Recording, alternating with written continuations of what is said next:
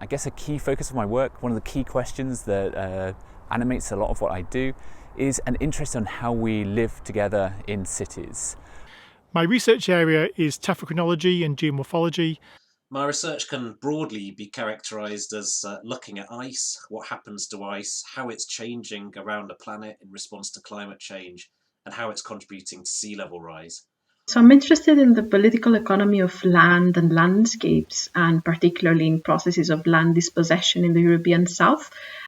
I am a paleoecologist and I work with fossil insects from sites across the world, from Egypt to Greenland, in order to reconstruct past climate change and past environments, and also to better understand current climate change and human impact. I do work on cities, particularly inequalities in cities.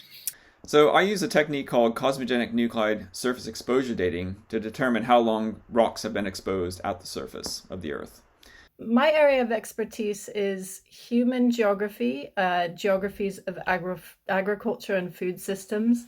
And I am particularly interested in the Caribbean because it's the first globalized food system, the first place where there is dependency on imports and exports of monocultures.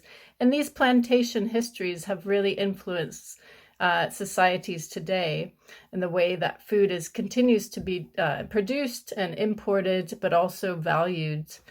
I particularly work these days on the Antarctic ice sheet, and I quite often use a combination of radar systems and satellite remote sensing to monitor change. And for my PhD research, I was looking at a case study of land dispossession for renewable energy developments and touristic real estate in Crete. So I was really trying to understand and dissect the specific mechanisms of dispossession employed by the investors, by local networks of power, and by the state itself. In particular, using volcanic ash layers as a dating tool to look at the rates of environmental change, looking at human-environment interactions, particularly in Iceland, looking at the impact of the settlement of Iceland and people's interaction with the environment since settlement 1,200 years ago. And I do that to try to reconstruct different ice sheets' extent and thickness through time, to try and understand the processes that are responsible for these major changes in the Earth's cryosphere in the past.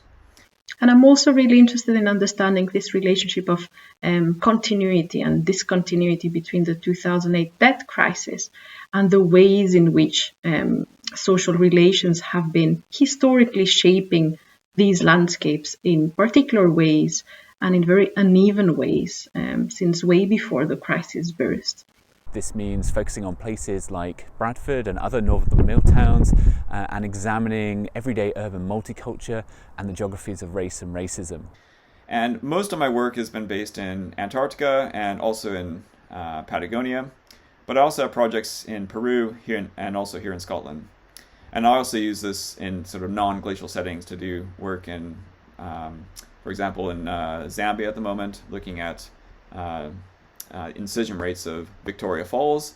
I have spent a lot of time in North America, also in Latin America, and more recently research in South Africa, and I also take students, when COVID is not here, I take students to Cape Town on a third-year field course. But I've also done research in other places, cities like Dortmund and Amsterdam, as well as more recently some work in Colombia.